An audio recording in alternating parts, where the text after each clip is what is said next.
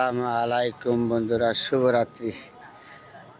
যেখানেই আছেন ভালো থাকবেন, সুস্থ থাকবেন, সবার জন্য দোয়া শুভকামনা রইল। আজকে রাত্রের জন্য তো বিদায় নিলাম, বেঁচে থাকলেও তো আগামীকাল সকালে আবার দেখা হবে। সবার সাথে যেখানেই আছেন সবার জন্য দোয়া এবং শুভকামনা রইল। আল্লাহ পাক রব্বুল আলামিন যেন সবাইকে ভালো রাখে, সুস্থ রাখে, এটাই আমি কামনা করি। কারণ আমি একজন ক্ষুদ্র মানুষ হিসাবে সবসময় চেষ্টা করি সবার সাথে ভালো মন্দ নিয়ে শেয়ার করার জন্য। কারণ আমি চিরদিন থাকবো না, আমি একদিন চলে যাব। এই সুন্দর পৃথিবী, আলো বাতাস সব রেখে, এই যে গরম, এই গরমের মাঝে দাঁড়িয়ে রয়েছি, কত শান্তি লাগতেছে না? বুঝেন তো, কে দিয়েছে? আল্লাহ পাক আমাদেরকে এত নয়মত, এই শক্তি আল্লাহ দিয়েছে। এটা আপনার আমার বিশ্বাস থাকতে হবে। আল্লাহ যা করে মানুষের জন্য, ভালোর জন্য করে। এই পৃথিবীতে আগুন বাতাস পানি যা সৃষ্টি করেছে সম্পূর্ণ মানুষের জন্য, আদমের জন্য করেছে। এই আদমই আমরা আল্লাহর হুকুম পালন করতে আমরা অস্বীকৃত জানাচ্ছি। আল্লাহর হুকুম আমরা মানি না।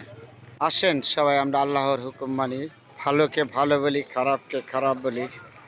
তারপরে আপনার জীবন আমার জীবন সুন্দর। দেখেন রাস্তাঘাটে কত কষ্ট করে মানুষের, দেখলে কে দিয়েছে এই সম্পদ, এই ধনমাল, শক্তি কে দিয়েছে? আল্লাহ দিয়েছে। এটা আমাদের বিশ্বাস থাকতে হবে আল্লাহর উপরে।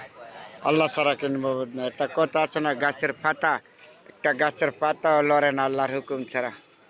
যা কিছু আল্লাহর হুকুম। আজকে হয়তো এই দুনিয়ার জমিনে আমি হাঁটতেছি, এক সেকেন্ডের কিনে ভরসা আছে দুনিয়ার জমিনতে যে আমি চলে যাব কোন সময়? কোনো গ্যারান্টি আছে? কোনো গ্যারান্টি নাই। যে কোনো মুহূর্তে ডাক আসবে, আপনি চলে যাবেন, আমিও চলে যাব।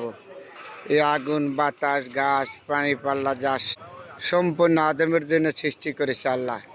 সে আদমে আমরা কোনোটাই বিশ্বাস করি না, কোনোটাই মানি না। কেন? এগুলো আমাদের তো বেরিয়ে আসতে হবে। সত্যকে সত্য বলতে হবে, মিথ্যাকে মিথ্যা বলতে হবে।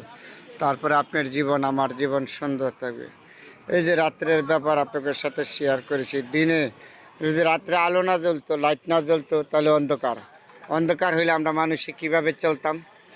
এটা কে দিয়েছে? এটাও তো আমাদের আল্লাহ পাক আমাদেরকে বুদ্ধি দিয়েছে বা চিন্তা দিয়েছে। চিন্তা বুদ্ধির মাধ্যমে তো আমরা অর্জন করেছি নাকি?